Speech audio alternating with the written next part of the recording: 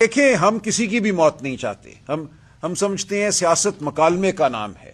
قائد اعظم نے موت کو قبول نہیں کیا تھا. موت کو قبول کرتے تو شاید پاکستان نہ بنتا.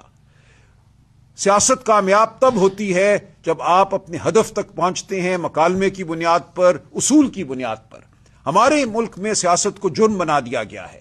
یہاں یہ سمجھا گیا ہے کہ اگر سڑک پہ چلو گے تو تم پہ گولی چلانا ریاست کا فرض ہے، ریاست کا حق ہے. چلائیں پھر گولی اگر یہ چلاتے ہیں. بالکل ہم سب اکٹھے ہوں گے. اگر ہمیں یہ لانگ مارچ کرنا پڑی تو کوئی ایک بھی پیچھے نہیں ہوگا.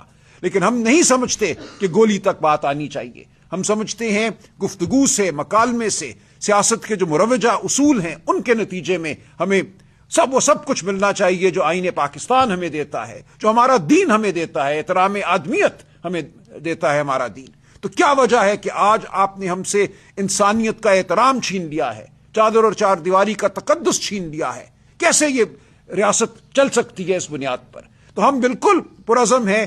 ہم نے جا کے دیکھا ہے لوگوں کے پاس. کراچی آپ کے سامنے ہے. 3 دن ہم پہ گولی نہیں چلی. کراچی شہر امڑ آیا.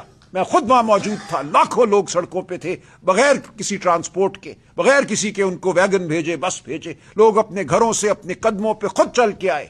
باغ جناح کو وہاں سیل کر دیا گیا. اس کے باوجود 50,000 لوگ وہاں تھے. ہمیں وہاں تک پہنچنے نہیں دیا گیا اور لوگ خود دیواریں ٹاپ کر، جنگلے ٹاپ کر وہاں آئے. تو یہ ہوگا. آپ نے دیکھا ہے خیبر پختونخوا میں جب سہیل آفریدی صاحب باہر نکلے ہیں تو کس طرح صوبہ باہر نکلا ہے.